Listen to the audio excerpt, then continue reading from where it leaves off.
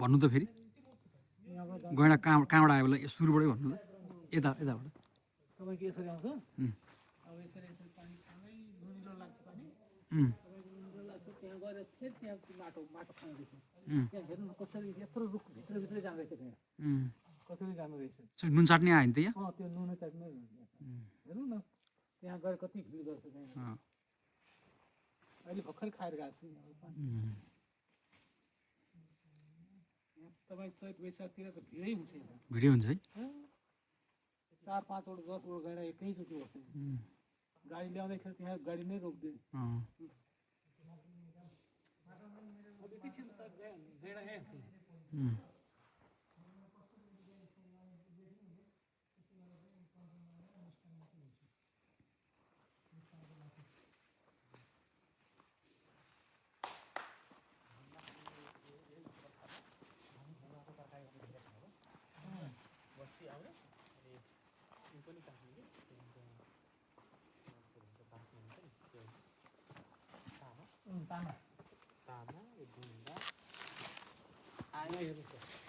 गैँडा कसरी माटो खानु रहेछ यहाँ सब त्यसले खानेको है सबै गैँडाले यहाँ हेर्नु नि यहाँ सब उताबाट शीतल खान्छ यहाँबाट गैँडा त्यहाँबाट पनि गैँडा सबै गैँडा सबै आएर खाने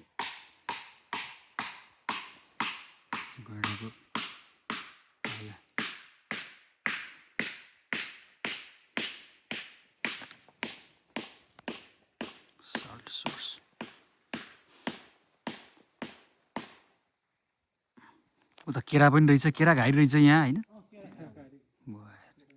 केरा कहाँबाट आयो यहाँ जङ्गली केरा यसमा यो हाम्रो केराउ जति हुन्छ नि चना जस्तो भित्र हुन्छ दाना हामी जान्छौँ गस्ती बेलामा गएको बेला पाकेको भेट्यो भने दाना जति फाल्दैन केराको अलि बाँकी केरै पुरा सेम केराको स्वाद जङ्गली बिउ चाहिँ अलिक मोटो मोटो हुन्छ ठुलो ठुलो हुन्छ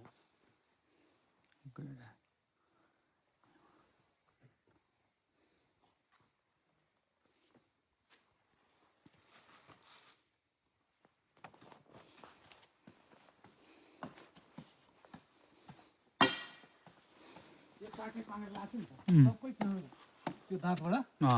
त्यो सबै त्यो गरेको सब उकाएको गैँडा आउँछ पनि त्यो गैँडा दाराबाट सबै उठाउँछ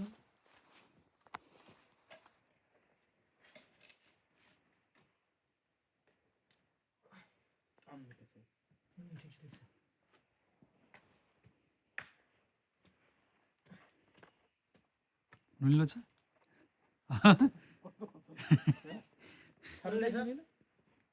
हामीले त नुनिलो हामीलाई त्यो फिल हुँदैन कारा नुन खाने मान्छेलाई यो कहाँ थाहा लाग्छ तिनीहरू त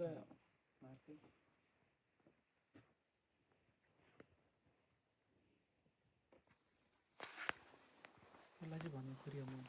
हो यो खोरियामा जोडिएर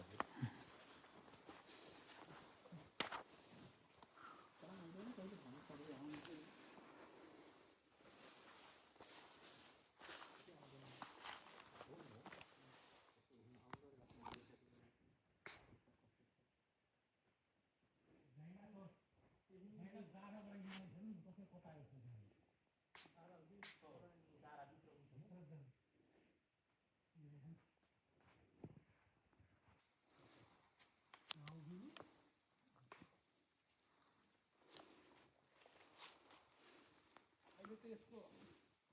बाघ पनि यसैको दाउमा बसिरहेको हुन्छ है त्यो तानेर बसेको हुन्छ त्यो चितलहरू यहाँ खाना आउँछ नि त्यो लखेट छ एकैछिन झ्यापै त्यो गैँडाको दाराले के गरे भन्नु कहाँ अरे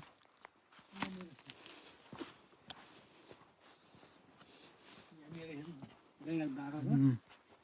पुरै यहाँबाट सबै यहाँ उभिएर अनि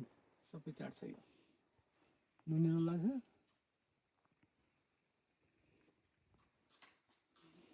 आज चाहिँ एकछिन पछि ढिलो भयो हामीलाई भाग्यदेखि